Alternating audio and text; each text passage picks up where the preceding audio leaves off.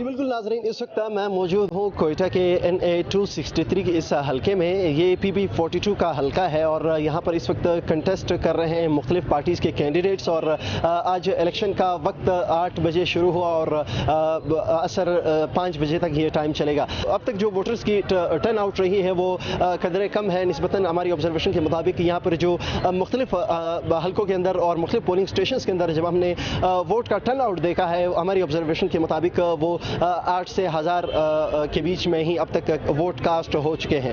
तो हम अब तक अब से कुछ देर बाद, अब से घंटा 2 घंटे बाद इलेक्शन का वक्त ख़त्म हो जाएगा और वोट की गिनती शुरू हो जाएगी। इस वक्त 263 पे जो कंटेस्टिंग कैंडिडेट्स हैं जो मुकाबला करने की पोजीशन में हैं, उनमें PTI के सालार खान काकड़, पश्तूनख्वा मिलियन पार्टी के महमूद खान अचिकज़ई साहब और आज़ाद हैसियत से आजिल लश्करी रसानी 263 पे कॉन्टेस्ट करते हुए दिखाई दे रहे हैं। 263 पर रोजी खान काकड़ भी पीपल्स पार्टी की जानिब से मौजूद हैं और पाकिस्तान PMLN की जानिब से जमाल शाह काकड़ इस हलके पर NA 263 पर कॉन्टेस्ट करते हुए दिखाई दे रहे हैं। ताहम इनमें से जो कंटेस्टिंग कैंडिडेट्स हैं जिनके बीच में मुकाबला हो सकता है, वो PTI के सालार खान काकड़, आजिल लश्करी रसानी आज़ाद हैसियत में और पश्तूनख्वा मिलियन पार्टी के चेयरमैन महमूद खान अचिकज़ई के बीच मुतवक्किया है।